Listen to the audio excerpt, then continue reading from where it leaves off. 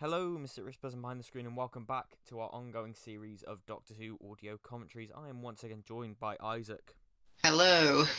and this time we are doing The Curse of Peladon. We are on to the third Doctor story, The Curse of Peladon. So, without further ado, If you'd like to sync this up with your own copy of The Curse of Peladon, put the episode count to the start on play all and press play in 3, 2, 1, go.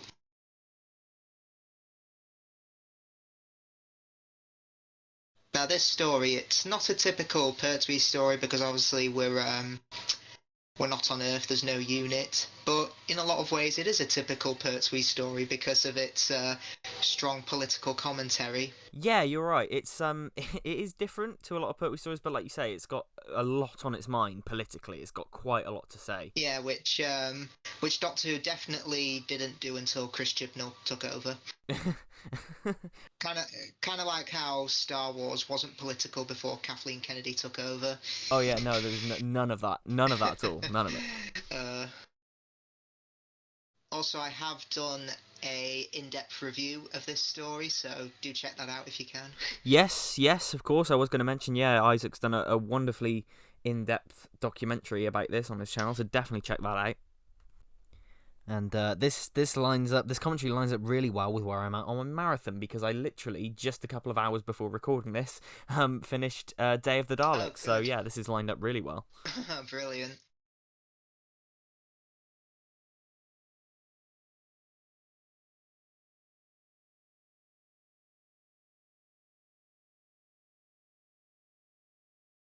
The Ice Warriors in this be benevolent, because obviously they've been known to be villains, and yeah, I do think it was interesting that Brian Hales did make them uh, good guys in this. Yeah, absolutely. That's something I really love about this story. Is it really goes out to subvert your expectations at every turn. You never know who's the good guy and who's the bad guy. And I think it's brilliant at blurring the lines and almost a message of like not judging someone by their physical appearance or their reputation.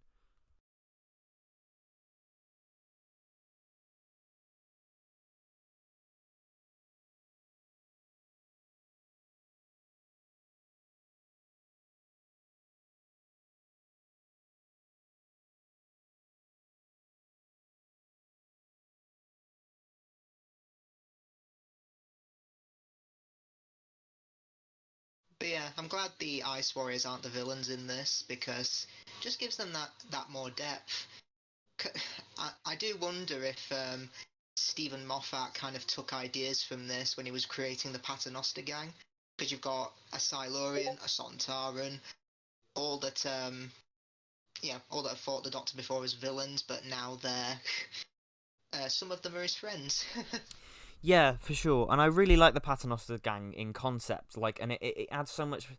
It opens up the world of Doctor Who. I think that you're not just because it's a monster and a well-known monster doesn't mean that individual of that species is going to be this evil alien. I love how it opens up the Yeah, world just like that. because they're green skin monsters with six arms, Right? Yeah. look Yeah. like Yeah. lizards, Exactly. they're not necessarily Yeah. evil.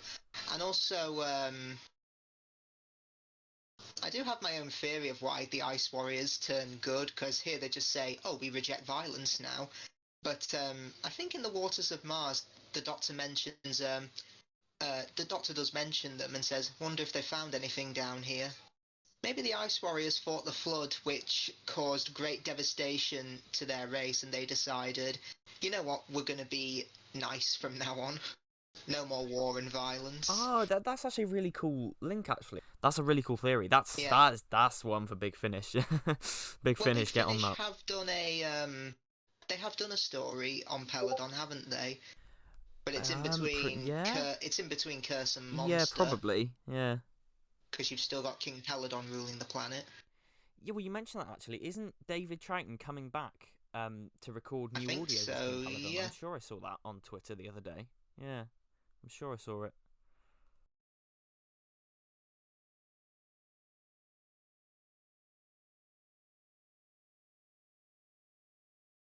Those TARDIS roundels here look like, it looks like a big chocolate chip cookie.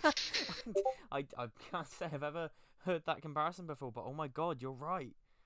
Giant chocolate chip cookies. Brilliant. So Jo in this story is about to go on a date with Mike Yates, but she ends up having a fling with somebody else. Yeah, That's yeah, she's positive. getting about a bit. Yeah, well, it's interesting actually because watching all these in order for my marathon, I've actually noticed that Joe and Yates, the connection between the two is kind of set up subtly and nicely in the background. Because if you listen to what the characters refer to Mike as, Joe's the only one that always calls him Mike. All the others either call him Yates or Captain Mike Yates. She always calls him Mike. Yeah, So yeah, it's kind of nicely sort because of. one of the few times I think the Brigadier calls him Mike is in the cliffhanger to the Time Monster, where he says, "Mike, can you hear me?" Yeah, And you're right, and that comes at the end of season 9, and season 9. I mean, this is peak Pertwee era because they have everything settled in, and the ensemble cast is at its peak I here. don't know if this was intentional when they were making season 9, but if you look at every story, all of them does have a theme of prejudice. For example, in Day of the Daleks, with the uh, gorillas, you think they're terrorists and evil people, but turns out they're the ones fighting for freedom against the Daleks. Here, the Doctor thinks the Ice Warriors are behind it, but they're not. The Sea Devils, you think they're evil, but they only want their home planet back. The mutants, you think they're disgusting, horrible creatures, and they've even got derogatory names for them, but it's just part of that evolutionary phase where they turn into those angel people. And Kronos in the Time Monster is a squawking mad chicken. Yeah, yeah, But yeah. at the end of that story, you see the face of Kronos, which says, "I can be everything." And yeah, don't know if it was intentional, but it's nice to see it. Well, yeah, that is. Yeah, I'd never thought about that before. That is a really nice little observation. I wonder if that was intentional. Actually, that's kind of fascinating because, yeah, I mean, season 9 there's just such a great confidence to it. I think because season 7 started the Pertwee era. Season 8 changed up the formula a bit and kind of rounded it off and solidified it. And by season 9, they know what they're doing. They're into it. Here we go. Here's the cast. Here's some great stories. And yeah, it's an interesting season, I think, because it's just so kind of And the funny thing is, with solid season all the 9, way through. it might be the first. I don't know what the word is for it, because when you look at the past 8 seasons, they've all got something notable in it that's been introduced to the canon and the lore. Here, there really isn't anything, and it's more relying on elements of the past. That's another interesting observation, actually. Yeah, yeah. I've never really thought of that before, but yeah, you are right there. Um, yeah, that's a little oddity there. Yeah, because I looked at Diamanda Hagen's Guide to Classic Who, and typically at the end of each video, she'll put up a best story, worst story, must see. And funnily enough, for season 9, she put nothing is worth necessarily watching this season. And Oh, really? yeah, because it's not like, say, there's no new companion being introduced, there's no new notable villain being introduced. Yeah. Again, I've never really thought about it, but you are right. Yeah, it's I mean, if you look at from seasons 9 to 12, there are a few. There's definitely more callbacks to the past than seasons 7 and 8 are. yeah, and that sort of makes me wonder if like season they were reveling in the 10th anniversary for season 10. It sort of makes you wonder, did that kind of hype and buzz just carry through naturally into the surrounding seasons? But yeah, for sure, it's almost like season 7 and 8 of the new era. They were just trying to solidify this new era without relying on the past too much. But yeah.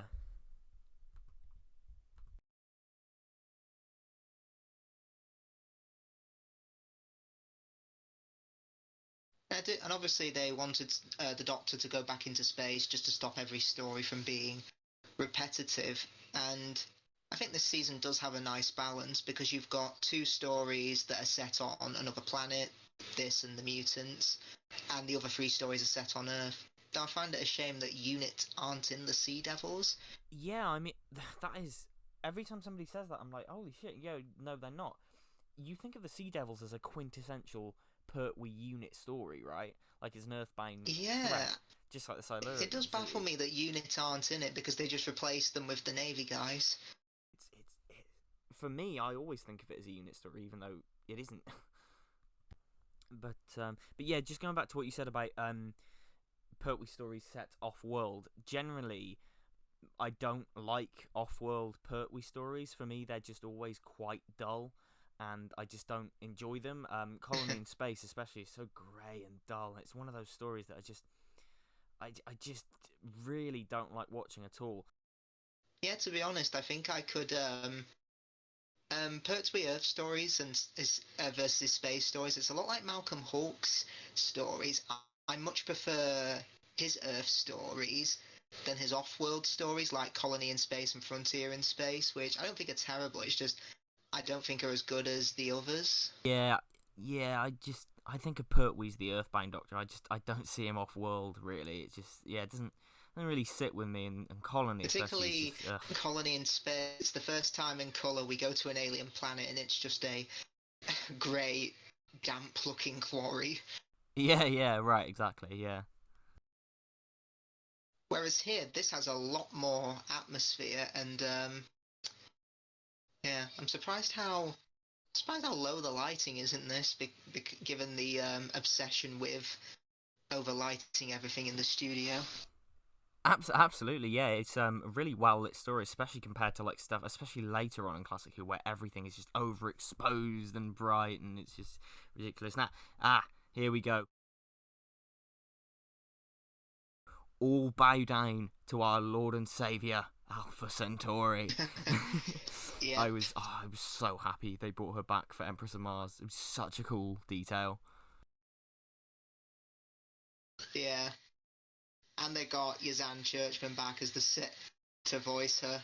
To be honest, when I heard her voice, I didn't know she was still alive. I thought she had passed away. Honestly, same. Yeah, it was such a nice surprise to find that she was still with us. And honestly, it's a wonderful juxtaposition because you look at it and you think, yeah, standard Classic Who monster, and then the voice comes out, and combined with the head and the eye, it's hilarious and brilliant and charming and campy in equal measure, and you totally buy into it within the world of the story. It's just, and really kind of, I'm shocked that they haven't done a Curse of Peladon figure set. I think that'd be awesome. Yeah, you could easily do a Curse of Peladon set. You could have Islia, the Ice Lord, Alpha Centauri, Arcturus, and Agador.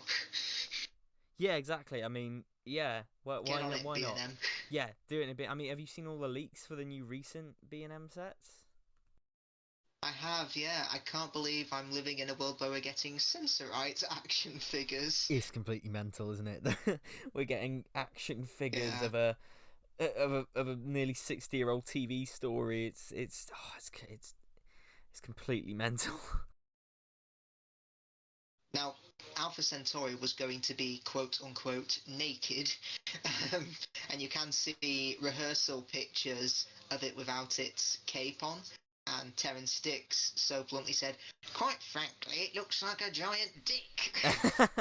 I mean, yeah, it does sort of. I mean, even with the cloak on it, the kind of veininess of the head does look a little bit phallic. But yeah.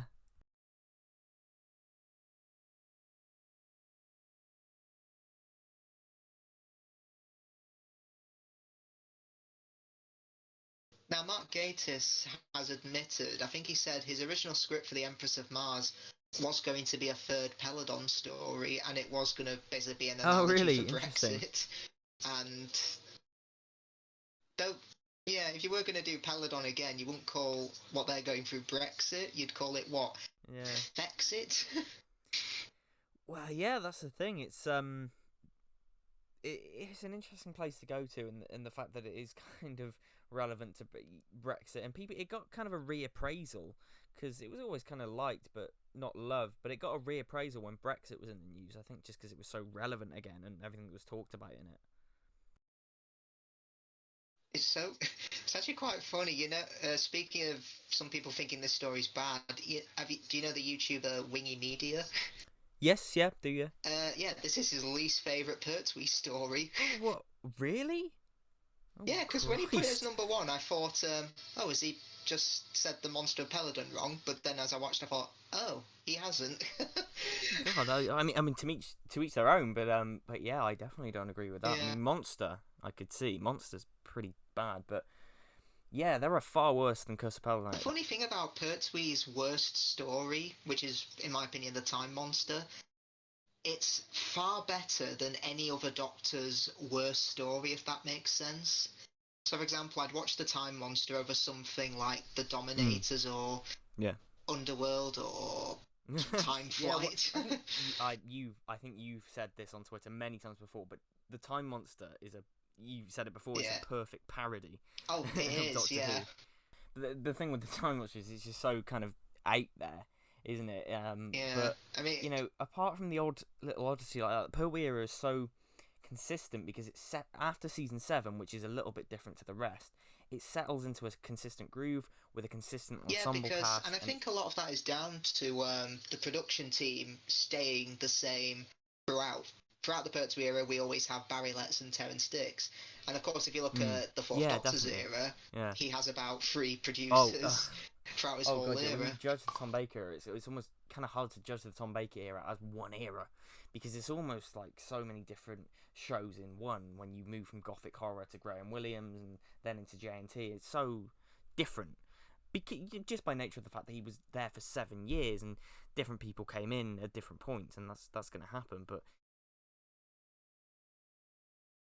Yeah, I think the Ice Warriors, they look terrific in colour. they do, yeah, they do. It's a really nice, it's a lovely bit of 60s costume design, and we're just kind of lucky that it translates so well to colour, like the greens and everything. Yeah, it's great.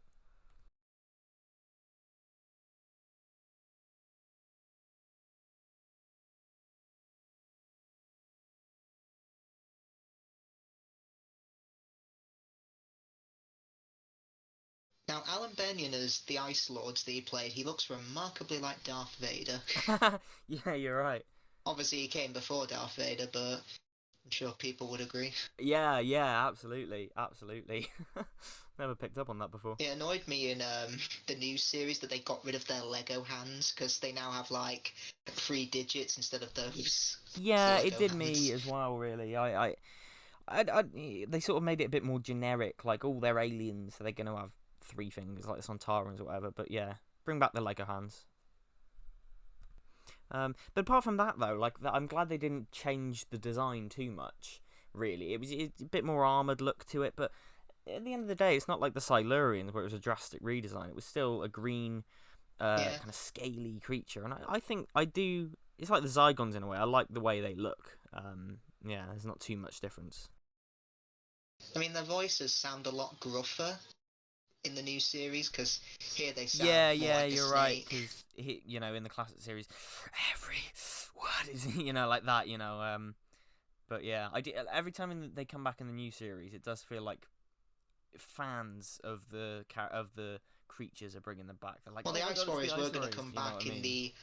the Unmade season 23, and having watched the the Writers' Room documentary on that on the season 23 Blu-ray, Philip Martin said, I was commissioned quickly to write another script, and this time JNT said, right, we want you to put these Ice Warriors in, and he lent him a tape of the Monster of Peladon, and he was just he was annoyed at how slow they moved, and he was like, oh God, how am I going to fit these in? That's quite a cool story.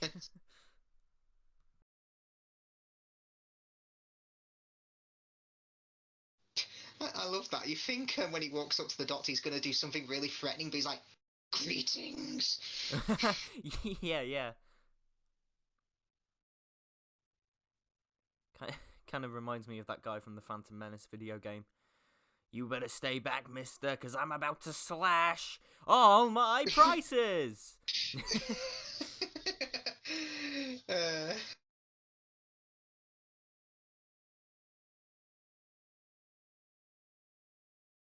I just realised, apart from the princess, the real,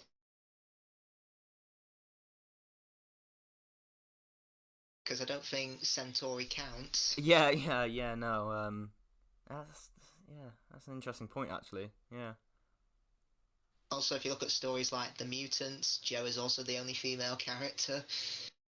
And Revenge of the Cybermen as well. Sarah Jane's the only female character.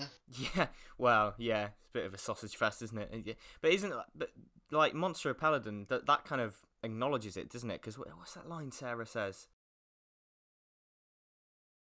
Sarah Jane goes, about being a woman. There's nothing only about being a woman. Is that it? That's it, yeah. Yeah, there's nothing only about being a woman, Your Majesty. That's it. Yeah, yeah. On my yeah. planet, we have what was it? Women Liberation Front, something like that. Women's lib, yeah. I mean, that's the thing. Sarah Jane kind of had a reputation like this women's lib icon. I mean, I watched the Sarah Jane Adventures story, Death of the Doctor, recently, and oh, I love it so much when they hug each other because they've both been to Peladon. Yes, amazing. yeah, that's a really lovely moment. Both been to Peladon at two different times. Oh my god, as well, there's that scene where they're remembering and Jo says, "Oh, the Doctor took me to this planet, Carfell," which is obviously from Time Lash. I'm like, thank you, Russell, for filling in that. Yes, of course. Yeah, God, I always forget about that whole Because Time obviously Lash it's got thing that. with Pertwee. Yeah. Yeah. I mean, there was a section of my dissertation where I criticised that thing in Time Lash, and my whole point was, if you're a casual viewer, you're going to be confused. If you're a long-time fan, you're going to be confused, so it doesn't please anybody. Yeah, it doesn't make a lick of sense. It's just there to go, hey, look, it's the third Doctor, like, basic fans of it's this sunken-eyed picture of John Pertwee looking really ill. Do you ill. recognise this woman? Well, I've seen photographs of her, but I've never met her. Oh, does the Doctor get photos of his own old companions out sometimes? yeah, exactly. It's just like, what? It just doesn't make any sense for these characters. And funny enough, all. in that story, I think Tekka says to the Sixth Doctor and Perry, "Oh, just the two of you this time." So, did the third Doctor take a member of unit with him, like Captain Yates, Sergeant Benton, the Brigadier? Yeah, that's another thing as well. It's like, well, what fan service were you trying to do then? Because everything is wrong and doesn't actually make a lot of sense, and it's frustrating. But hey, maybe that's a Big Finish story waiting to happen where Yates goes off on an adventure with the Doctor and Jo. So who knows?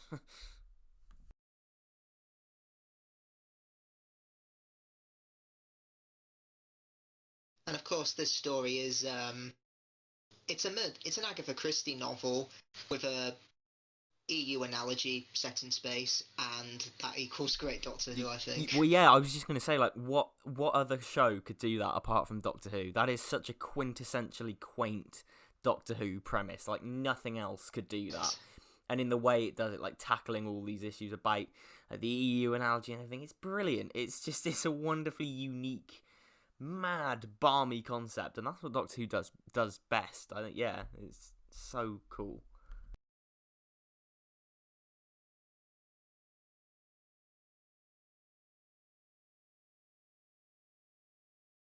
And I do like how the Doctor is proven wrong in this story because he immediately suspects the Ice Warriors. Yeah, absolutely. It's like I was saying before, like it subverts your expectations at every turn and kind of challenges the character's own ideas of stereotypes. And stuff, funnily enough, Katie Manning and David Troughton, they did actually go on a date when they were making this story. Oh, cool! I didn't know that. That's quite cool. That probably explains why their chemistry kind of feels so natural, I guess. And you buy the not the love story, but you buy that there's affection between the two, and it's really nicely played, and it's really nicely written by Brian Hale as well. He didn't really tackle any of this stuff in his other Ice Warrior stories, so yeah.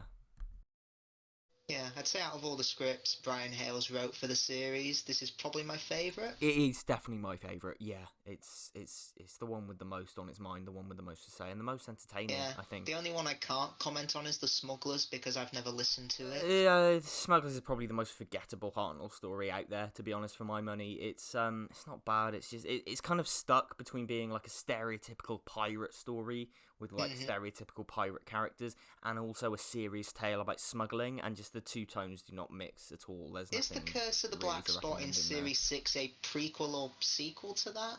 Or have I made that up? Not from what I can remember.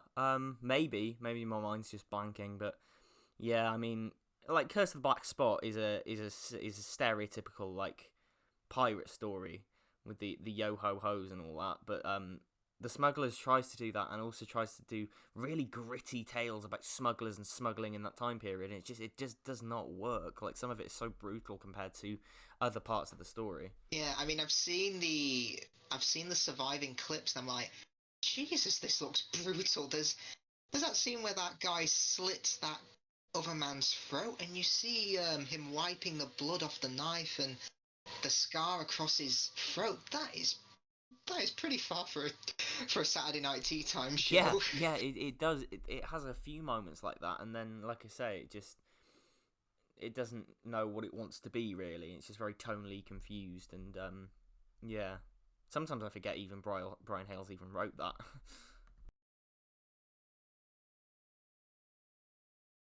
I mean, all of Brian Hale's scripts, they all pretty much were inspired by real world events. Because in the Ice Warriors, I think it might have been a few decades before it was written, but there was a news report of a mammoth being found in the ice, frozen there for thousands of years. Seeds of Death.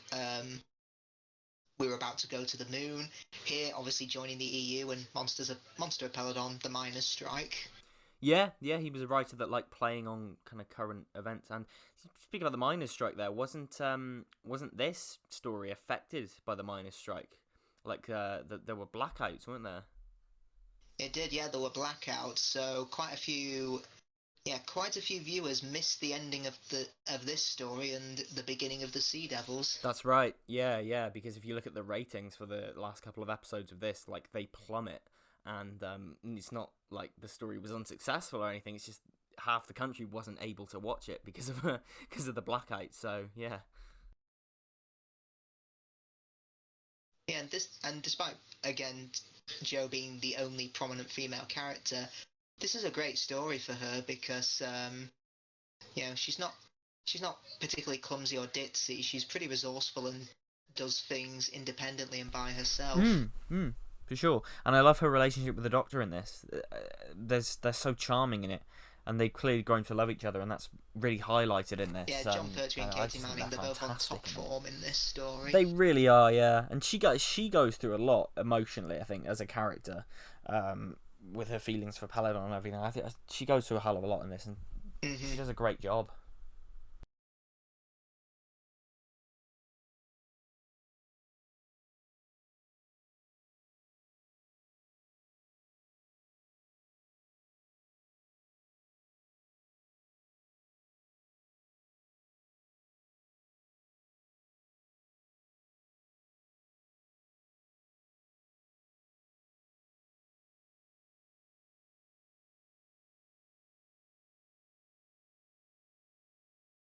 And of course, this story has a lot of themes of traditions versus looking to the future, religion versus science and philosophy and things like that. Because Hepesh is obviously prejudiced towards the Federation, saying they'll bring in they'll ruin what makes our planet unique, and it's pretty reflective of how Britain saw joining the EU at the time, because naysayers Eurosceptics were basically saying, if we join the EU, they'll change our native language to French. Obviously, that wouldn't have happened, but you can see how far they went just to say, let's not join the EU. Yeah, right. I mean, he's very much like Lawrence Fox in a way, isn't he? He's very... it's Lawrence Fox in 1972. Oh, isn't he the guy who moaned about there being ethnic people in the film 1917? Yeah, he's a known massive bigot and twat. He ran for London mayor recently, which was fucking baffling, but... I mean, I just want to say, he is aware that 1917, British Empire, many people... Yeah, it's a known thing. Yeah. Is that right? I mean, even horrible histories highlighted that, saying if you arrived in the British trenches, you'd be very confused, and it's a British soldier trying to find the British side, but coming across South Africans, Australians, Canadians, and French, and people like that. Yeah, it's a known part of history, and I wish more things focused on it. And Lawrence Fox is just a twat. He dated Billie Piper for a long while, Oh. but not. She's been quite vocal about about him being a TARDIS. In fact, I saw a great tweet recently. It was Lawrence Fox hates BLM because he thinks it stands for Billy Left Me, which was great. Perfect. Oh. I mean, that talk radio video that happened last year, it was just talk radio just lies. On Doctor Who, I mean, yeah. Doctor Who was never political.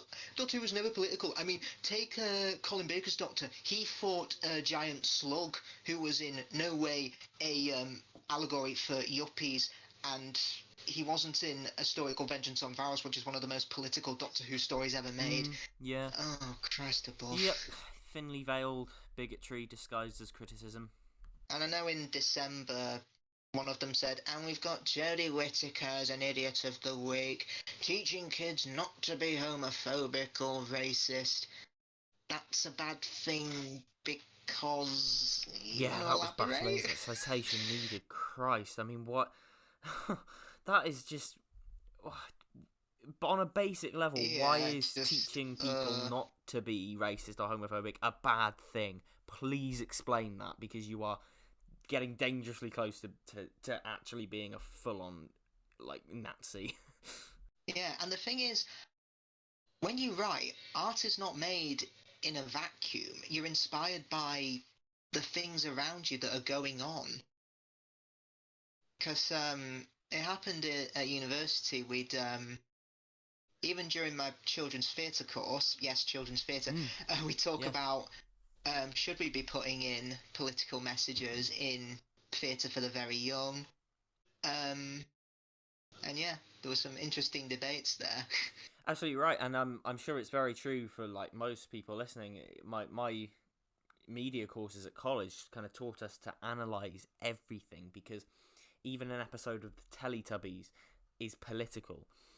Maybe not outwardly, but it's every single bit of media ever created is pushing some idea, and that idea is always indicative. Even of the people who Winnie the Pooh is political, because it's about a world where the most basic misunderstanding is their common cause of conflict. There's no war, there's no fighting, mainly because A.A. Milne fought in the trenches and suffered from PTSD, so he wanted to create that utopian world.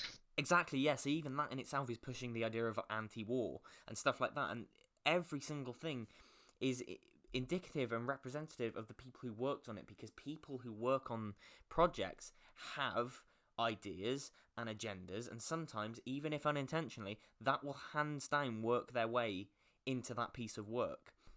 And all media is inherently political, regardless of what it is and regardless of what ideas are in there. There are always going to be political ideas. Yeah, I mean, even Bob Baker, the co-writer of The Mutants, admitted that our inspiration for that story was the fall of the Roman Empire and the fact that Britain was losing its colonies at the time.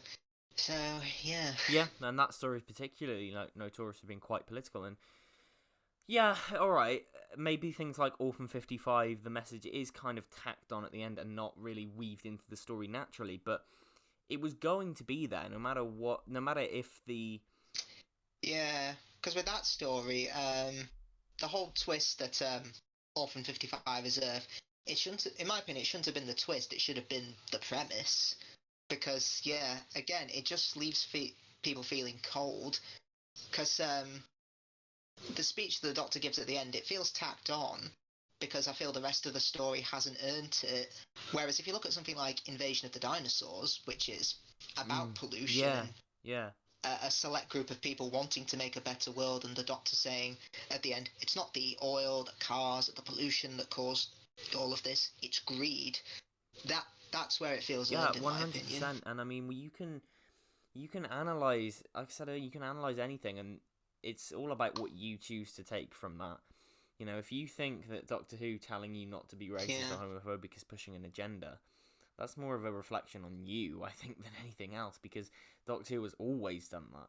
Look at Human Nature, where like they examine the role of black people in 1913 with Martha and everything, and it's always been there. And Even Pertwee stories, you've got good heavens, man, England for the English, good heavens, man. Like stuff like that. It's always there. Yeah, I do like how to throw us off uh, to throw us off who the real culprits are. Arcturus acts like a victim, which definitely, again, it throws the Doctor off as well. It's very nicely done, yeah. And again, Arcturus looks like a villain, but because the story has so far told the audience to never judge someone by what they look like and never be sure who the villain is, you still don't know. You keep on guessing. I swear I've seen someone make a custom Arcturus figure on on I Twitter. don't doubt that there's been customs of that. Yeah, there's seems like quite a fairly simple thing to do. And again, this story has great atmosphere due to its lighting, which I think when we get to the monster of Peladon, it's just it lacks the atmosphere because everything is so bright and kind of artificial. But you could argue maybe that's the point of the Federation. They brought in better technology, but it just doesn't feel the same. Yes, yeah, absolutely. It's a very well-looking story. It's very well directed. And like I said earlier, compared to especially 80s Who, where the lighting is just such a mess, and so overlit, this just looks fantastic. And it's just compared to Monster of Peladon, there's no contest there. I mean, obviously, you've got the issues with the color, and it's very clear that these aren't the original PAL master tapes, as is common with early Pertwee stories, but. Apart from the issues with the image there. Well, honestly, given how Colony in Space looked on the Season 8 Blu-ray, which those tapes were what, NTSC? I think so, yeah. One of the restorations were. Anyway, yeah, which obviously aren't the originals, and a lot of Season 9 are is that type of quality, so I thought the new restoration for Colony in Space looked fantastic.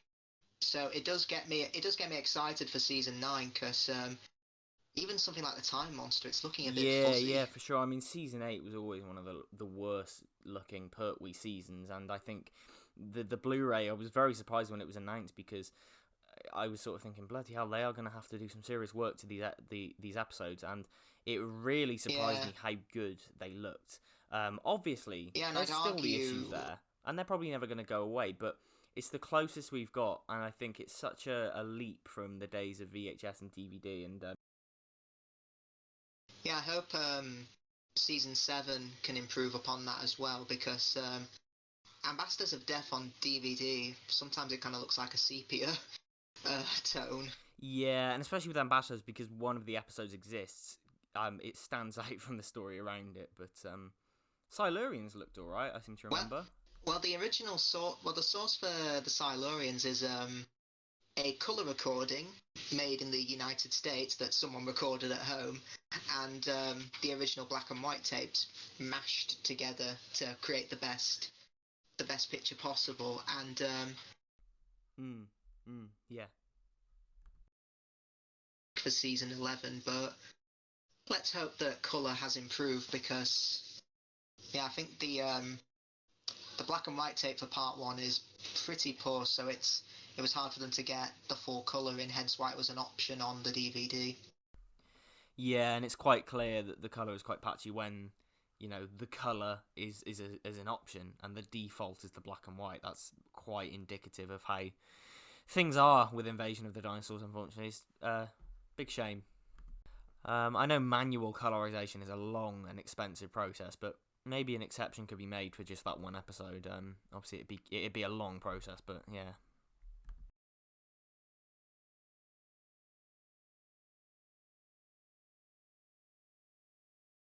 To be honest, I'm surprised with when they did the John Pertwee as VHS tape. They actually didn't have him sitting down and looking at a clip from each of his stories like they did with Tom Baker and Colin Baker. Because now I know not all of his stories exist in colour, but he could have, had a disclaimer saying, now some of these stories only exist in black and white, so if you happen to see a black and white clip, don't adjust your set. Yeah, right, yeah. Because I think it would have been cool had he looked through all of his stories like Tom Baker did, because the Tom Baker years VHS is really interesting. part one, it's the Hinchcliffe years. He's like, oh yes, I remember that one. That was one of my favourites. We get to the Graham Williams era.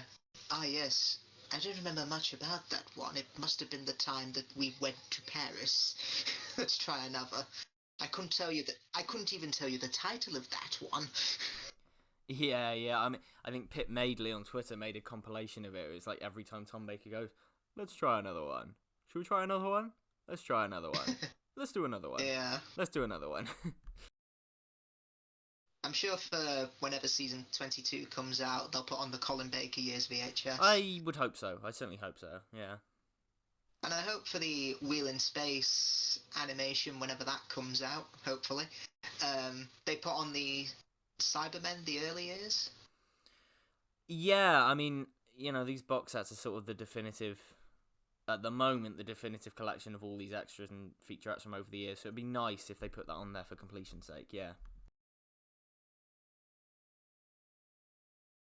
Funnily enough, during my A-levels for history in year 12, one of our topics was post-war Britain, and going through like all the prime ministers, all the political events that happened, it dawned on me, oh, classic Doctor Who makes a lot more sense now. Yeah, yeah. Classic Doctor Who was never afraid to make political comments about the country's leaders. Yeah, because when we got to Labour in the late and they were talk about inflation and taxes, I was like, oh, this is like the Sunmakers. Yeah, exactly right.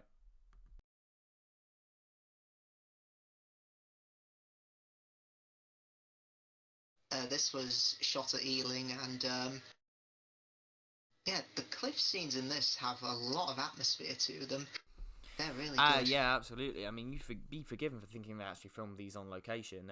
It was Lenny Mayne who directed this story, wasn't it? Lenny Mayne, and he was yeah, brings a great. He was famed for saying, when you see an alien monster, you got to say, "Holy flaming cow!" Okay, holy flaming cow! That. No, don't actually say "holy flaming cow." Oh, that's brilliant.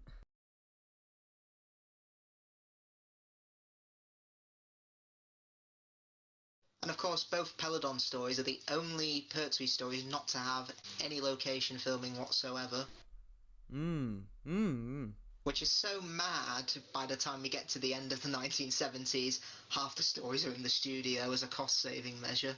Well, yeah, it's kind of weird to think that was only a few years away, and of course you kind of always relate Pertwee stories to on location out in the case of the demons, like small villages and things like that, so yeah.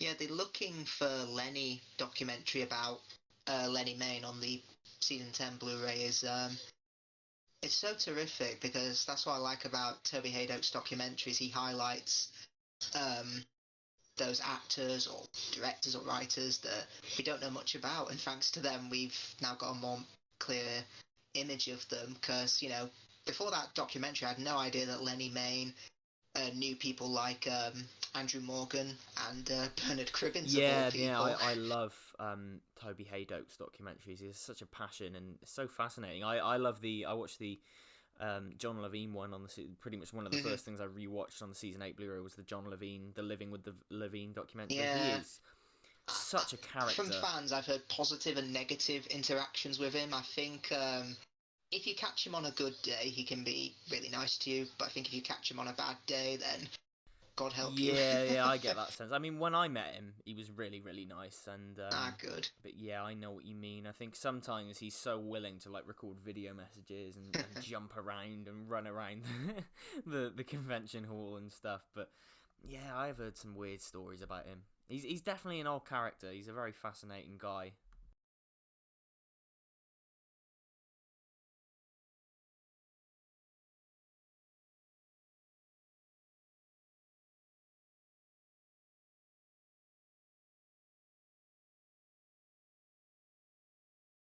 Yeah, I think I think one of my favourite Benton moments is when he first steps into the TARDIS and the Three Doctors, Um, the Doctor expects him to say, "Well, you're going to say it's bigger on the inside," and he's just like, "No, it's pretty obvious, isn't it?"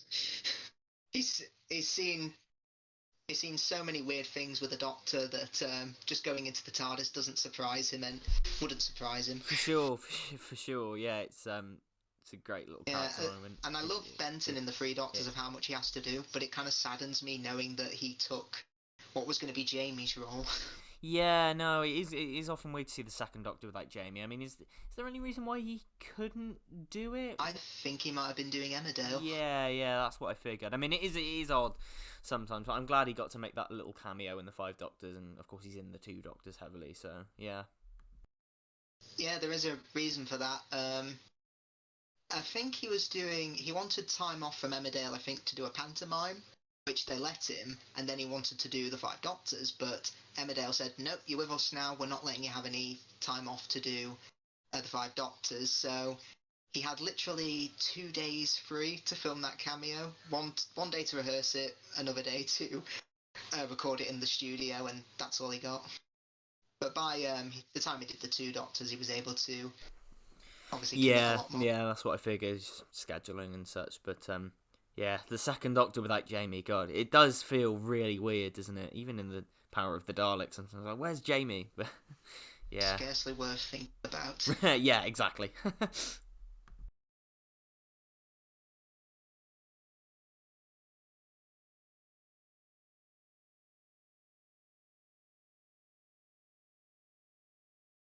And interesting for Jo in this story, 2 stories in a row, she's separated from the Doctor, and she gets a different point of view to the situation. For example, in Day of the Daleks, when she's sent to the future, she thinks that the controllers, nice guy, the people in charge are doing good, and the gorillas are genuine terrorists that need to be stopped. And here, because Jo has no history with the Ice Warriors, she's more willing to trust them. Well, yeah. There's a really common and unfortunate misconception about Jo, and that's that she's dumb, or she only exists to scream and shout, "Doctor, Doctor," you know.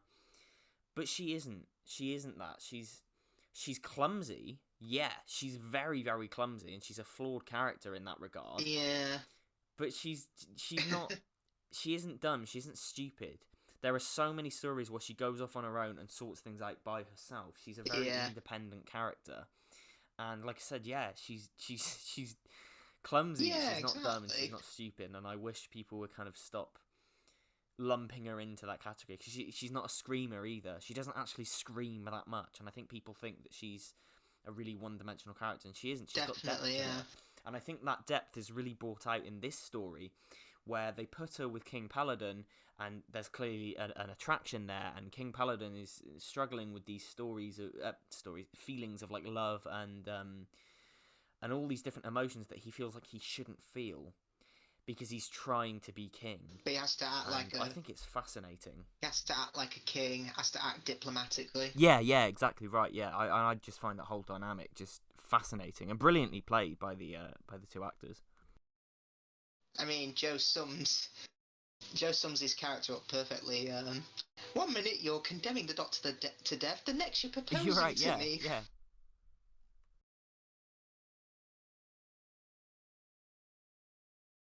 I've seen an interview with Sonny Caldinez, is that how you say it, who plays Sorg, and he's played Ice Warriors before. Apparently, he was once walking down the street, it was years after these stories were made, and he heard a car screech to a halt. He didn't look around, and then the next thing he knew, it was being lifted off the floor by someone, and he thought, who the hell's this? He turned around, it was John Pertwee giving him a big hug, because he hadn't seen him for years or something like that. Oh, that's a brilliant story. That's really cool. He's correct me if I'm wrong, he's the same guy from Evil of the Daleks, isn't he? Yeah, he's Kemmel. Yeah, thought so. Yeah. And he might have been a wrestler earlier in his career. I could be wrong. It wouldn't surprise me. Yeah, from from what we can see of Evil of the Daleks, it does look like he's doing most of it himself. When you think Dalek story, you don't really think Turkish wrestler. No, definitely not. But it's in there. Yeah.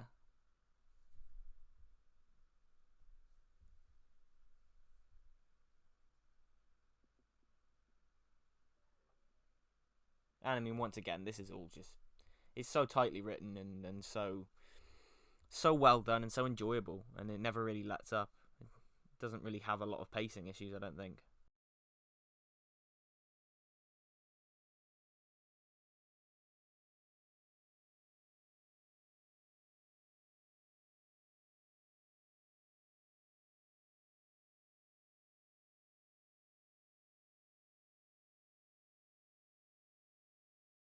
And again, everything. Yeah. The funny thing is, despite this being a four-parter and Monster of Peladon being a six-parter,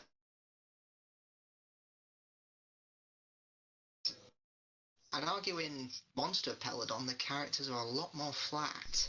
And Oh, again, the Ice definitely, Warriors are bad definitely. again. The secret villain is a stereotypical I will be ruler of Earth and things like that. And yeah, here even Hepesh, who's he's pretty much on the surface your typical pompous diplomat that you get in Pertwee stories, but there is a lot more layers to him. He doesn't want people. He doesn't want an outside influence to mess with his traditions, his planet, because he cares for it. It's what he built his whole life around. And I think it's in this scene where he does explain his motivations, and it's not as black and white. Yeah, and I think we all know somebody like Hepesh. I think everyone kind of knows someone who's just like, oh, it's tradition, and we have to keep to traditions, even if sometimes traditions are outdated for a reason, and we need to move on. I think everybody knows someone who is Yeah. so loyal to the past.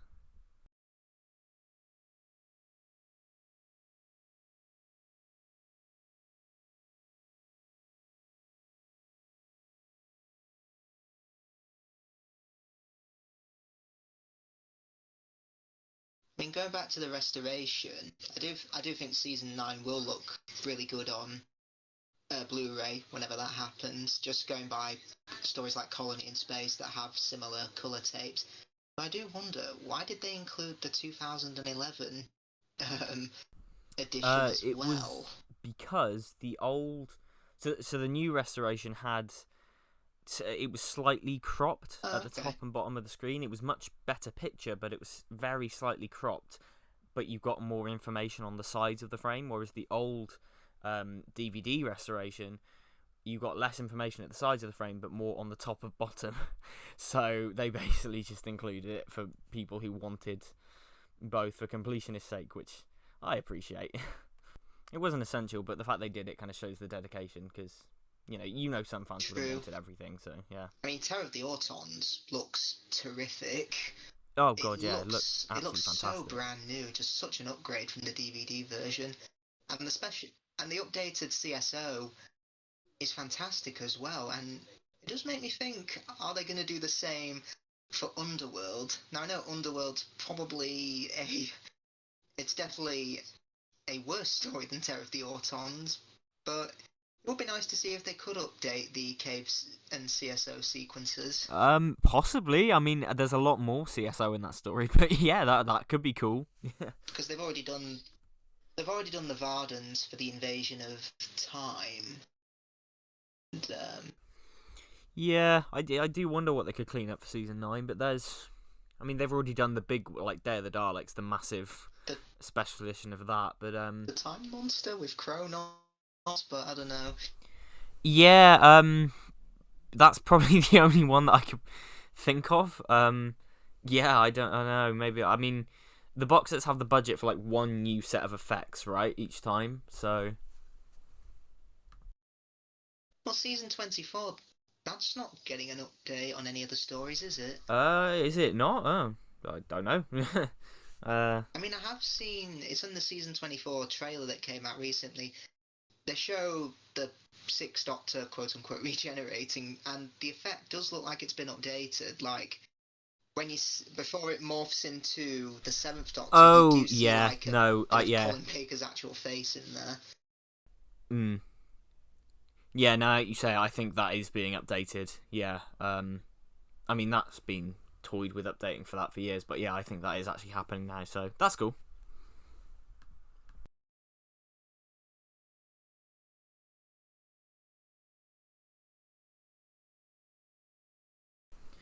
I mean, to be fair, with the updated effects, they've not really done a bad one yet. I don't think they've always been pretty good as a nice option, like alternative way to watch the story. Apart from Planet of Fire, which was just that was a bit of a mess of a production from kind of start to finish. Really, that special edition. Well, didn't they have only like a few weeks to do that? Yeah, that something happened. Like they kept doing it, and the only feedback that they got back was more fire. So they just turned up the fire shaders and put this massive orange filter on it, and it just looks awful. It's there's digital fire everywhere, and yeah, it is. That's a weird production. There's a lot of stories about that, and like you said, the end result just looks like a mess. Honestly, yeah, honestly, it looks like a really bad Instagram filter.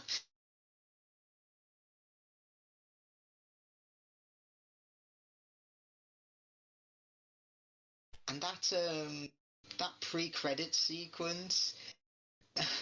Yeah, it's it's really really bad. It's very 2000s in a way, isn't it? Just that everything that was kind of applied to it. Just yeah. I mean, it's a shame because I thought Enlightenment, which also got a special edition treatment, was pretty good. The effects for that were a decent update, and it was trimmed down pretty well. But Planet of Fire really didn't benefit. Yeah, well, they were both by the same director, weren't they? And But, she liked like cropping it to widescreen and making it as modern as possible. And Enlightenment did that very well, and Planet of Fire I really mean, for didn't. season 21, if we don't get an update for Resurrection of the Daleks, I am going to shout Nicholas Angel fashion. Am I going completely mad? Yeah. Is it just my copy that has crappy special effects on it? Yeah, they don't look. It'd be quite an easy fix as well. Yeah, because I know it would take a long time, but those laser effects need an update because they literally look like toy guns. yeah, they do. Heck, I remember it was like 10 years ago on YouTube. I saw a really good update for it. The laser effects look fantastic. There was there was darker lighting on the Dalek ship. It looked a lot more red, and there was a few more computer screens added to Davros's laboratory. And I thought, wow, this actually looks really good, as if they could use this for a DVD release, but it's been taken down now and has been lost in the midst of time. Yeah, I mean that kind of stuff is quite easy to do now, isn't it? You just pop on After Effects, and I'm sure it wouldn't be too hard. Yeah, I don't know.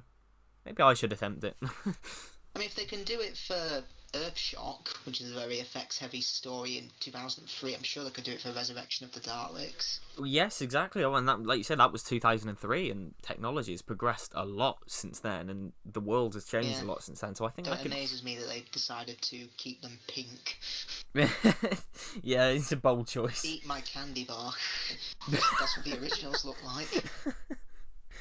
Yeah, no, but yeah, I know a lot of people have issues with the updated special effects, but I really don't mind them. They're optional, really. They're just a nice option. Like, yeah, as long as they're optional, I think it doesn't hurt anything. Yeah, and I mean, it's not like they're doing a George Lucas and erasing the originals. You know, that they're still there. They're packaged with the originals, and yeah, why not?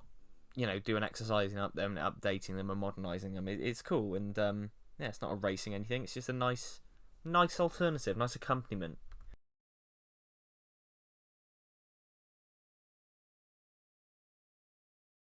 And again, going back to the aliens having more depth to them, I do like how they verbally debate their sides, their thoughts on the whole situation. And I do like I like how Joe's just annoyed with Alpha Centauri and Arcturus for being just cowards, leaving the Doctor to fend. Yeah. I mean, we've spoken a lot about it on this commentary so far, but it's just that wonderful idea of everything not being quite as it seems, and that's kind of baked into the essence of Doctor Who, I think, and it's just a wonderful. It brings that out really nicely and subverts your expectations, and yeah, you don't know what to expect, and that's cool.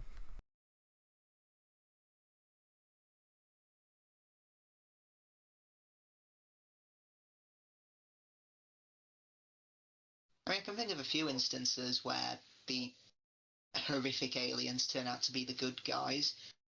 Isn't the Rills in Galaxy 4, aren't they really friendly? And it's the Dravins that are evil. Yeah, the whole shtick of Galaxy 4 is like you've got these amazingly attractive women who you think are going to be the nice ones, and then they're really evil and nasty pieces of work, and the ugly creatures are the good guys, and it's yeah.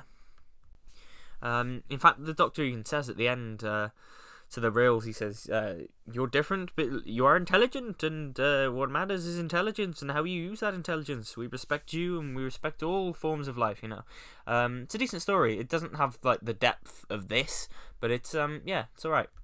And apparently Bernard Bresslaw, who played Varga in the Ice Warriors, when he saw Alan Benion's costume in The Seeds of Death, apparently he said, "Why can't I have a costume like that?" That's cool. Yeah. I mean, it is interesting how the costume kind of evolved.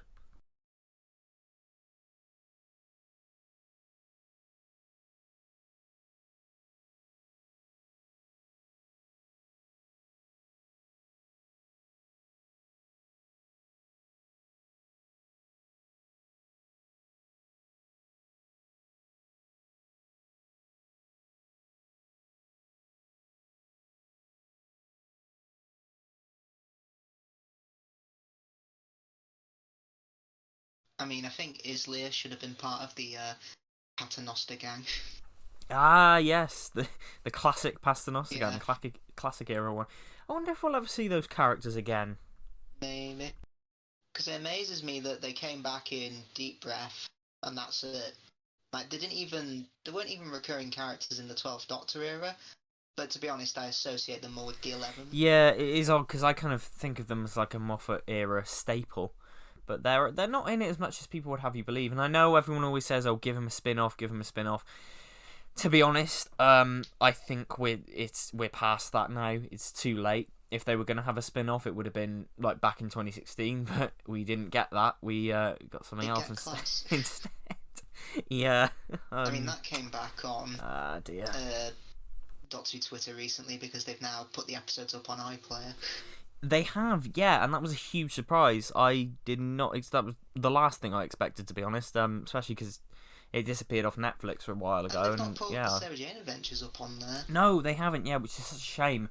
I believe it was on there for like the 10th anniversary a few years ago, but it hasn't been on there since. And in my opinion, it's by far the best spin-off. I mean, I really want a Steelbook Blu-ray of the complete Sarah Jane Adventures, series 1 to 5. Oh god, me too. Because the only one I've got is Death of the Doctor on the season 10 Blu-ray, and I know they put the Wedding of Sarah Jane on the special Steelbook, which I don't have. Because what's mad about that is Series 3 was shot in HD. The first two series weren't, but Series 3 was. But you can't find it anywhere in HD. The only story you can find in HD is Wedding of Sarah Jane on the special Steelbook, and Series 4 and 5 are really hard to find on Blu-ray now. They're kind of rare. I think it'd be great. Upscale the first two series as best you can. Put 3 out in HD for the first time. Give it some new legacy special features. Put the Goodbye Sarah Jane thing on there. Yeah, it'd be amazing. It'd be such a good release. I would. Oh, God, that's one of my dream releases. That is. But yeah, Class on iPlayer. It's cool for people who want to watch. I mean, it'd be useful for me because I don't even have it on Blu-ray. I got Class on Blu-ray for my 19th birthday. Fair enough. There was no else. I mean, there was no else I wanted on my list really. There was no else to get. Yeah, well, why not then? I mean, I always said I'd pick it up when it was like £3, £5 in CEX. So maybe one day. I still maintain I really enjoy not really enjoy, but I enjoyed the first 3 episodes, and after that it just went downhill real fast.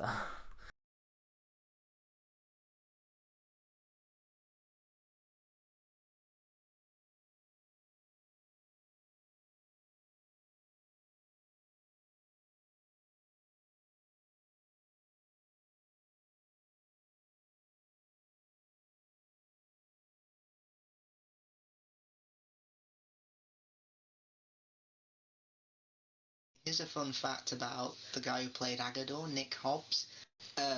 He appears as a pensioner in Amy's Choice. Really? I didn't know that. That's cool. Yeah. Could be wrong. He might be the guy who shoves Rory back. Oh yes, yeah, I Uh, remember. Yeah. yeah, when he says, "I used to slip me the odd toffee. Do not say thank you." Yes. Yeah. Yeah. Oh, Amy Schuss is so good. If you Yeah. listen carefully, this Venusian lullaby is to the tune of "God Rest You, Merry Gentlemen." Yes, I was going to mention that. Yeah, I was going to say it's God rest you, merry gentlemen, Haroon, Haroon, Haroon. Yeah, that's great. John Pertwee surprisingly has a really good um, singing voice. Yeah, of course. Like, his background's in performing, isn't it? So Well, funnily it enough, would he fit. was asked to play Willy Wonka in Willy Wonka and the Chocolate Factory, but it's because he was doing Doctor Who, he couldn't play the part. But Oh imagine wow. him, imagine him doing Oh, that that would be infamous amazing. tunnel scene.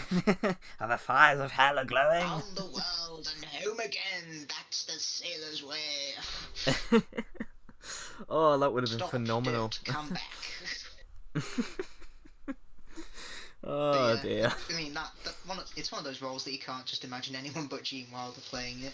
Yeah, yeah. Well, of course we've got that prequel coming up called Wonka, starring Timothée Uh, Chalamet. Oh God. I guarantee it's going to take influence from Joker and Cruella. I've not seen Cruella, but I don't really have an interest Oh to. God, dude. I've not seen it either, but I've heard some weird stories about it. Yeah, I've heard it's all right, but Like some what? odd stuff in there. I chatted to Chris Walker Thompson about it on Twitter. I think he said something like Cruella turns evil because a Dalmatian bit her or some shit like that. It's like, Jesus Yeah, Christ. yeah. Wow. From what I've been told, there's like a mid-credit scene as well that like leads into what will become 101 Dalmatians and shit like that. Is it Nick Fury saying, I'm here to talk to you about the Disney Villain Initiative? God, probably. Or it should be Maleficent, Yeah. played by Angelina Jolie, saying, Oh God. why don't we have a League of Artists? Don't. It'll give them ideas. I guess. Okay, so I've not seen it, but this is from what I've heard, and all I'll say is two words. To do with that mid-credit scene. It's two words. Dog incest. Fuck? Yeah. And I'm not going to elaborate any more on that. If you want to know what that's about, go look it up.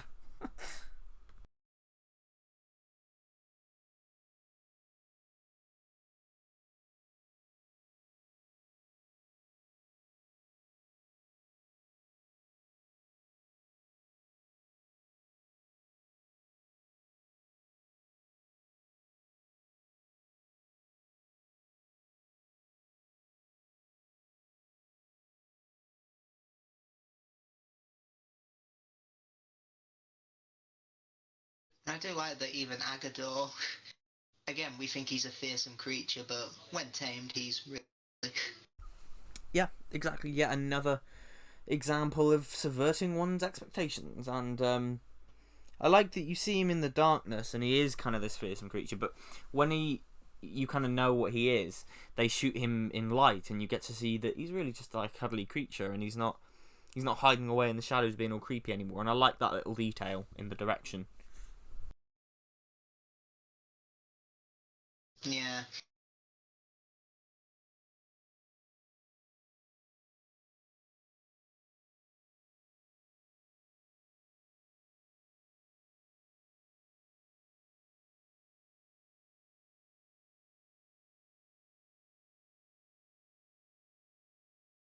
Yeah, this sword fight is really good, and again, it was filmed at Ealing. It's really well done. Yeah, And if you really pause ambitious with the if you time. pause the DVD, sometimes you can actually see Terry Walsh. Yeah. Well, Terry Walsh in a wig, which is it's always a bit of fun, a bit of fun to see. Funnily enough, you know the sword fight in the monster at Peladon? You know when they one of the miners, they tried to turn on the laser cannon thing, but it blows up. Yeah, yeah. Apparently the flash, it temporarily blind. It was either Terry Walsh or John Pertwee, I can't remember. Yeah, Oh because the bloody hell! flash was that bright. Yeah. But yeah, luckily they got their eyesight back. Oh, yeah, It was either wow, John yeah. Pertwee or Terry Walsh. I'm willing to bet actor. And interestingly, it's shot on film, and the film is really high quality. So I guess this film exists, which is very good. And It does, yeah. yeah, hopefully for Blu-ray it can be scanned in HD. But because yeah, it looks really, really nicely done, and really nicely staged. And yeah, it's a great fight, really great fight. Yeah, really good. It's pretty brutal at the end when the Doctor literally puts him in the rope and starts strangling him. Like, and people say the Never Sixth cruel or Doctor was. cowardly. Yeah, and people say the Sixth Doctor was violent. Yeah, yeah. The classic Doctors never really had a problem with with getting in there and getting shit done. Yeah.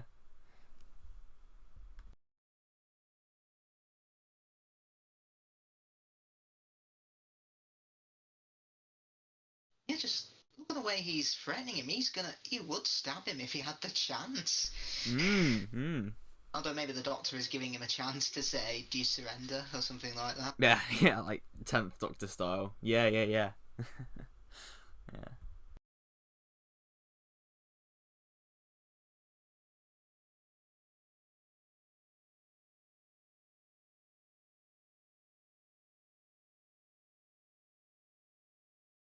Yeah, John Pertwee. Apparently, he really liked doing. Obviously, he loved cars and gadgets and things like that, but he also loved doing stunts. Oh yeah, And he said at a he convention, loved all that stuff, didn't he? He was a proper like little kid. Yeah.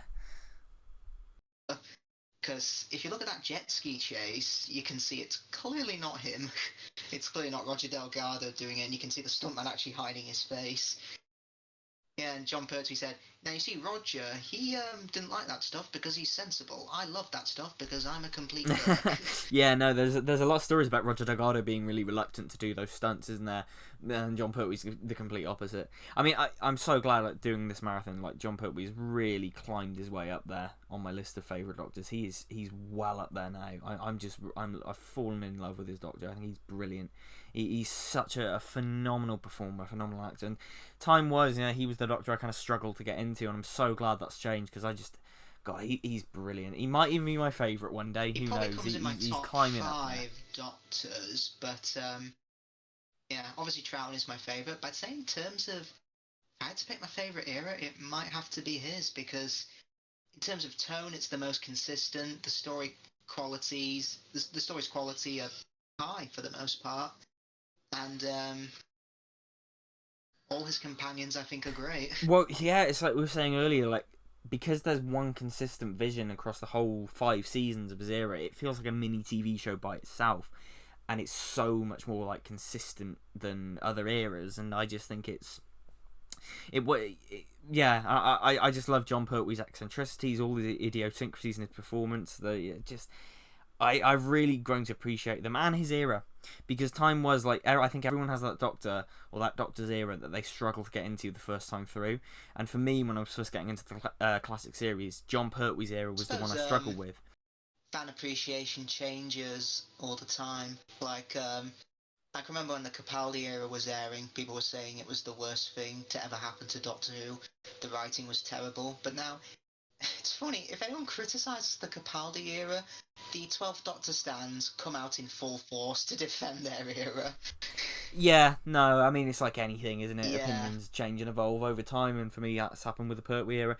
But yeah, you're right about the whole stand thing. It's, I remember once just talking with a person on Twitter. We were just talking about, like, Clara's exit, and when we both thought she should have gone, and I went, oh yeah, well, last minute thing, Jenna Coleman signed on. Yeah. And we got, like, so many, like, Jenna Coleman stan accounts saying, how dare you say this about Jenna Coleman, like, it was this, and that. And then I just looked at my notifications about an hour later, and I had this whole, like, argument going on between two Jenna Coleman stans, and it's like, oh my god, like, this is ridiculous, please calm down.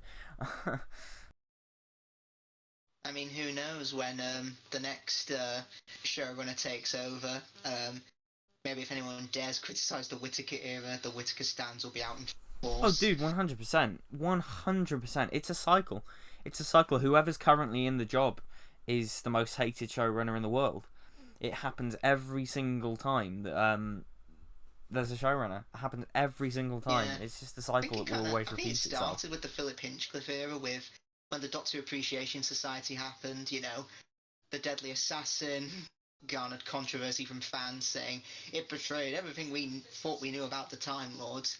And Ian Levine said in the early 80s, Graham, the regeneration scene in Destiny of the Daleks made me lose all respect for Graham Williams as a producer.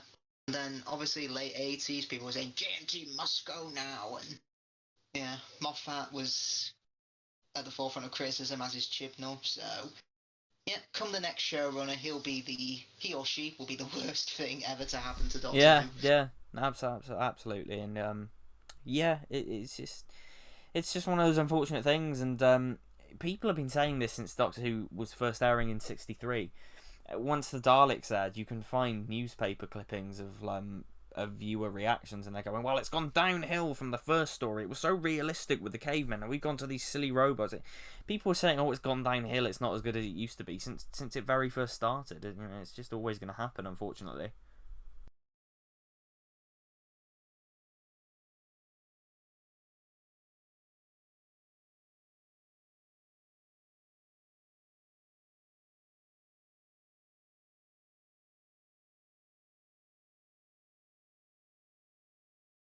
Yeah, I'd argue that part 4 of this story is probably the Yeah, weakest yeah, part. that's It's fair. the I mean, least I do agree. interesting, It but does I feel mean, like they've wrapped everything up. They've done the who done it thing, and now, oh yeah, we've still got 20 minutes to do. Yeah, yeah, no, I it's know. like they've defeated the main boss, but they've now got to get the side villain. Yeah, yeah, 100%, 100%.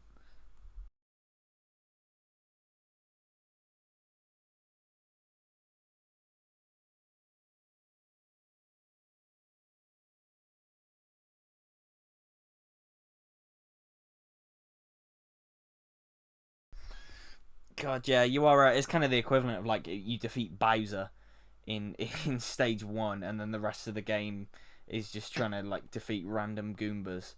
Yeah, it's the same kind of thing, isn't it?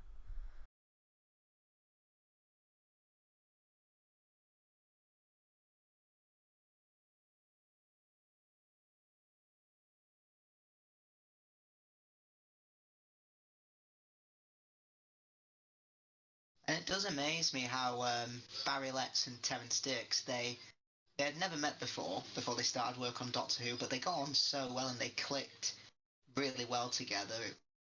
It's such a great partnership. It's a real dream team, and you can feel that in the stories. And it's such a shame with Eric Sayworth there wasn't that Yeah, yeah, for sure. relationship You could, there. and as you can feel, Letts and Dix, their wonderful relationship in the stories in JNT's case and Eric Saywood's case, you can feel the friction in the stories, and you can constantly feel the kind of infighting behind the scenes. These two people who nobody's fault really, they just didn't click with one I mean, that's another. the They thing just about weren't a good JNT. writing He didn't really partnership. have much Yeah, writing background. It was more in management and stage and publicity as well, and managing the budget as well, which is obviously probably why he was chosen for to become the yeah, producer. it makes complete sense. I mean, I'm glad we got that documentary on the season 26 Blu-ray because I think I think the DVD range did kind of paint him in a pretty negative light, and obviously he couldn't come on for interview and defend himself because he was no longer with us. But yeah, I think that documentary is a more fair analysis of him. Yeah, for sure. Like anything, there are more than two sides to every story, I think. And that documentary did a great job at showing that. And I know you said earlier his background was in marketing and managing the budget and Yeah. stuff. That's probably why he managed to keep the show alive for as It's long as just he sad, did. and then when the 90s came about, he was still attached to Doctor Who for BBC Enterprises, and obviously he wanted to go off and do other things, but Yeah, it is quite sad never actually because he happened. never got to move on. He was so attached to it right until the end of his life, and he never got to. Yeah, I mean, I really like the Terrence Dicks documentary as well yeah, really good stuff. Really on good stuff. season 8. That's fantastic, and yeah, Frank Skinner, good host for that because I thought they'd get Toby Haydock to do it.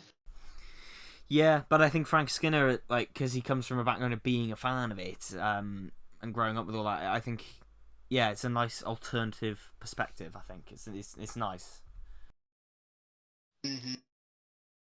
Yeah, I'm so looking forward to season 24 because we've got a making of documentary for Delta and the Bannerman, Sylvester McCoy in conversation, and an entire feature-length documentary on the making of season 24. That looks Oh God, yeah, so it good. just looks. Oh Yeah, I know if I'd say I'm looking forward to season 24 on Blu-ray. Yeah, and we've got what 25 hours worth of filming footage as well. Just wow. yes, absolutely. The extras count is insane. The high one of the highest, I think. Well, of all of them. Yeah, exactly. And I don't know if you saw on Twitter. I think one of the people who worked on the box set, you probably have seen it, posted a photo of one of the test discs. And usually, you click on the special features. There's two columns. This one of the discs has three columns, and you click on one of the options, it opens up two more columns. So it's absolutely Yeah, stacked. It's insane. I really can't wait.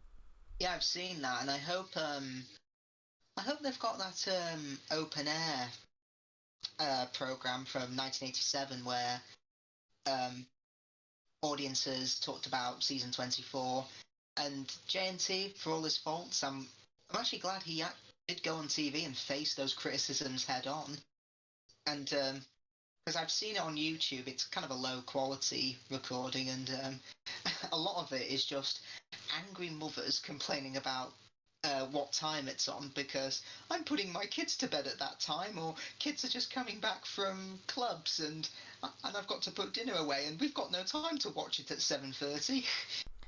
Yeah, no, I hope that's on there. I mean, I think I look forward to the 80s box sets more than any of the others because the 80s was from the era where they kept more stuff and there's more archival things like stuff like the open air and production documents, and they have all of the studio footage. Like I said, that's why there's like 25 hours of studio footage on it. Definitely, There's yeah. something ridiculous like that because it's so recent. They've kept all that stuff.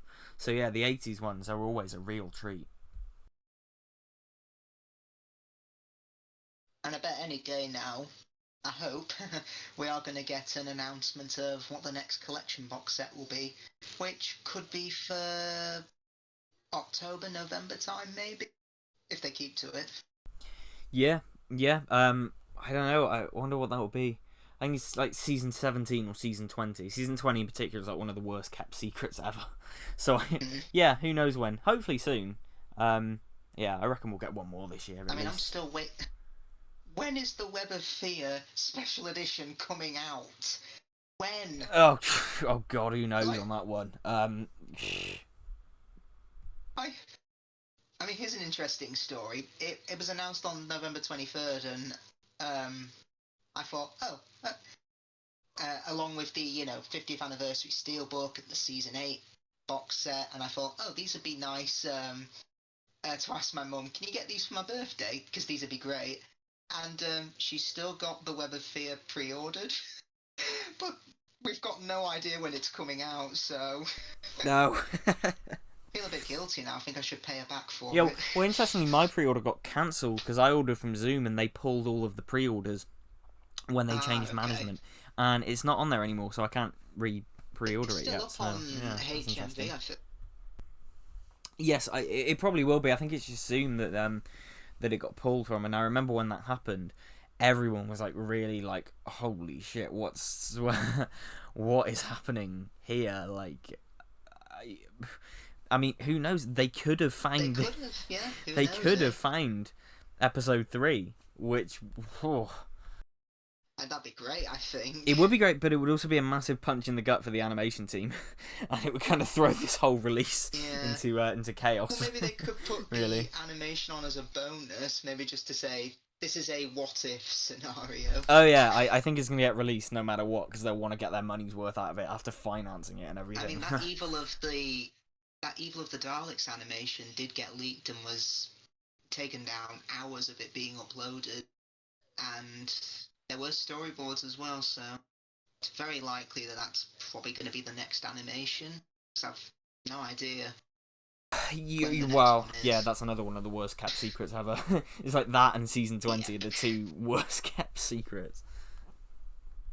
Um, but yeah, I mean, I guess it all depends on like what extras were produced before COVID, what extras they were planned that can now be done within COVID restrictions and everything. It's Yeah, well, I've heard. Yeah, I've heard that they've made a brand new documentary for The King's Demons for season 20, and for season 17, apparently they've gone to Thailand to get an in conversation with Lala Ward. Though I could be completely wrong. This is only rumor and speculation. yeah, I mean, so many things have been rumored. Yeah, season 20, season 10. Well, season 11 Yeah, has yeah, as exactly. well. I mean, I think I think they went to Amsterdam because I think Peter Davison said at a convention really a long time ago now, it was way before COVID, that they'd gone to Amsterdam to do stuff for Arc of Infinity, Okay. and so that basically confirmed season 20. So that's just a matter of when. So there are kind of theories that like maybe COVID stopped them from completing that thing in Amsterdam they had to do, so they delayed it. So who knows?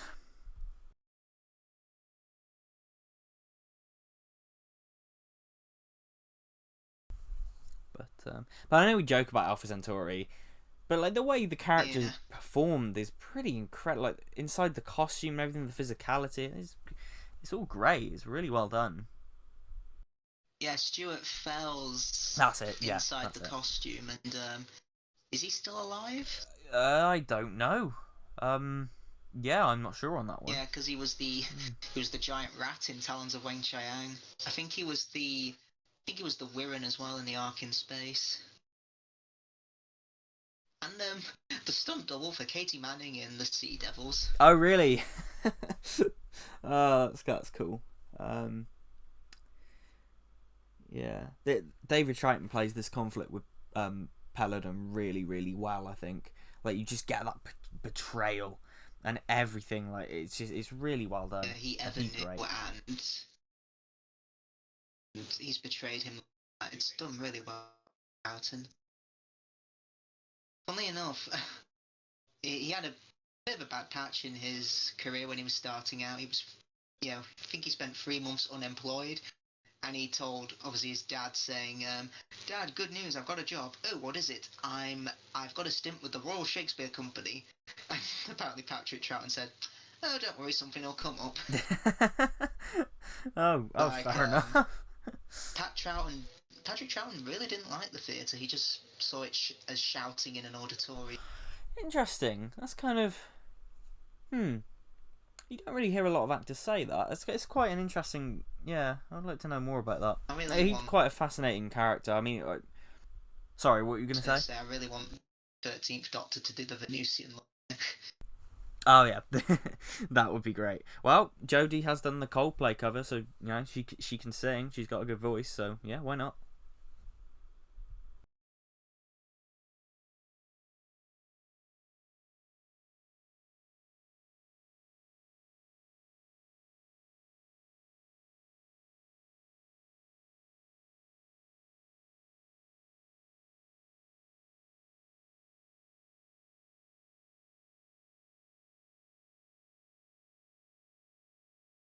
And again, going back to the Curse versus the Monster of Peladon, um, yeah, Monster of Peladon, it just doesn't have the same depth as its predecessor because, obviously you've got, what's the guy's name? Ortron, who's obviously the Hepesh role, and yeah, you did. Obviously, he tries to redeem himself, but it's not earned because, he's just a stereotypical pompous idiot. Whereas here, Hepesh does have his reasons. Yeah, that.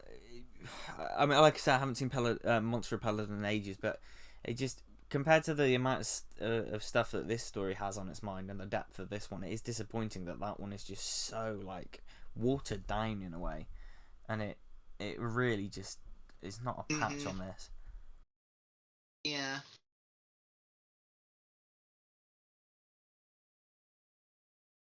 I remember when it was a couple of years ago, Richard Lloyd, often tweeted like, "I'm about to watch this classic Doctor Who story for the first time. Wish me luck." And he got onto the Monster of Peladon, and I said, If I were you, start with part 4. When the Ice Warriors turn up, you'll have a nice free-parter. Yeah. God, I just remember watching it and just being so bored coming off the back of Curse. Yeah, Like, oh God. I don't hate it. I do appreciate what it's trying to do and say, but yeah, again, it's just all it's been done before and done better.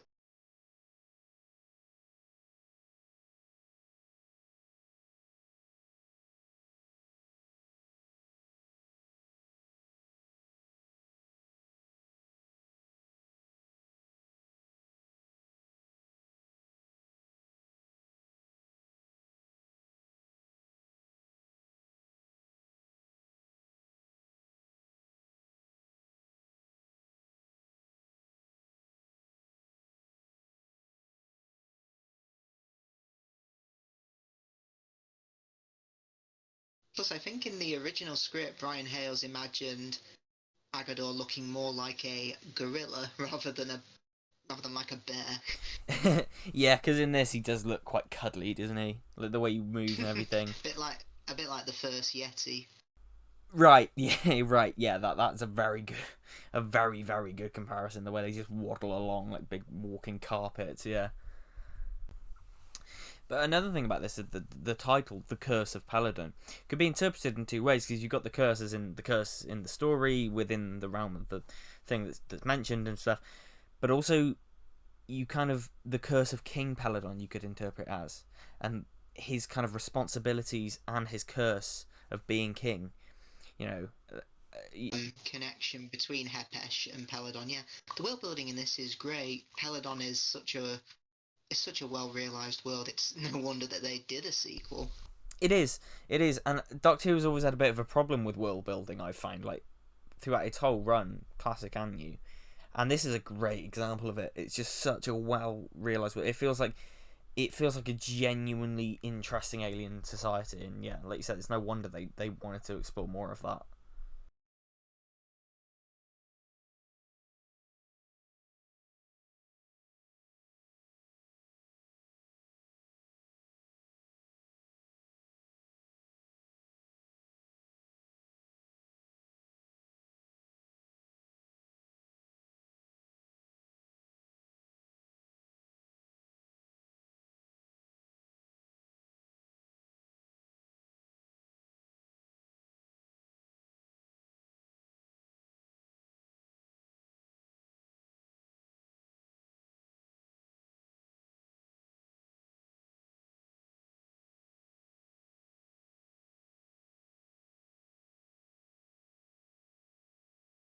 And again, wiping him wanting to be a man of mercy. It's forgetting the traditions of the past while making a better future.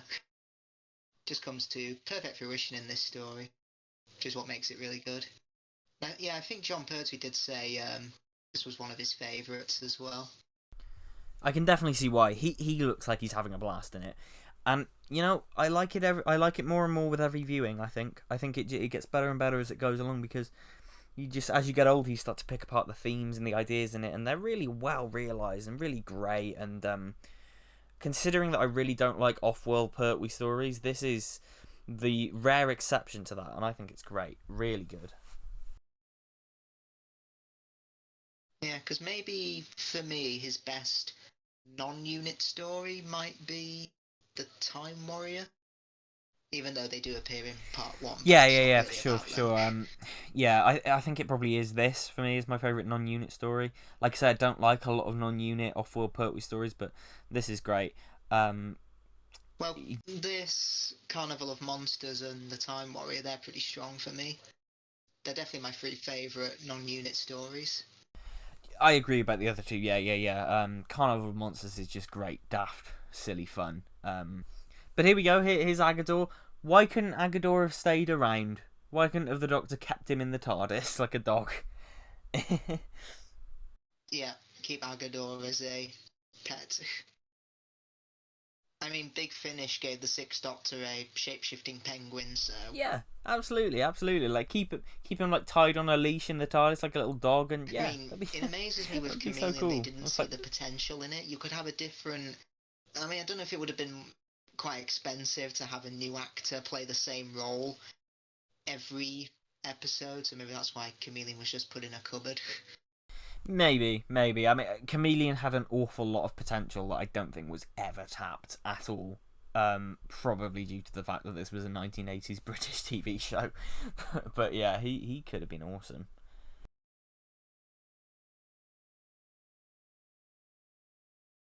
And also, yeah, I realise Joe seems to get proposals, I think, 3 times throughout her time on the show. This is her first one in Planet of the Daleks. The Files falls in love with her, but then in The Green Death she accepts. And it's so funny. I saw a footage of her at Katie Manning at the Panopticon in the early 90s. She said, I'd only come back to the series if I wasn't saying, "What is it, Doctor?" or asking all those stupid questions, and if she wasn't married. Oh, wow, okay. She actually said, from my point of view, Joe has left him, and I think a year into their travel, she realised, no, this is not for me. And Russell T Davies completely disregarded her viewpoint and had her still happily married to him. That's true, yeah. It's kind of different viewpoints for what happened to that character, yeah. I mean, I know in Series 6 of the Sarah Jane Adventures, didn't RTD say he planned to put in Ace? Yeah, there was going to be Ace, there was going to be... Joe was going to come back. There was going to be all sorts that happened in Series 6. Would have been great if they brought back in a classic companion every year.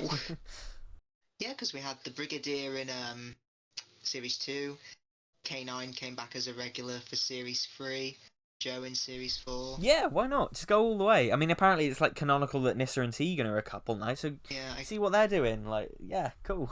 Yeah, it amazes me that the Sarah Jane Adventures probably had more cameos from the classic series than the new series ever did. Oh, it definitely did, yeah. In fact, Terrence Dicks even said, I prefer the Sarah Jane Adventures over the new series because I think it's more like Classic Who. Yeah. And I guess that makes sense because the way it was structured and the whole structure of it, yeah, it would make He wrote the novelisation for Invasion of the Bane. Oh, did he? Oh, I didn't know that. That's quite cool. If he actually wrote an episode of the Sarah Jane on the cake. Oh, that would have been the best thing ever. That would have been really good. That's a really great ending. That's a really fun, charming ending, I think. Nice moment of bonding between the Doctor and Joe. Nice little payoff gag to what you've kind of forgotten about from part 1, but it makes a lot of sense. Yeah. It's just, it's just a wonderful little ending.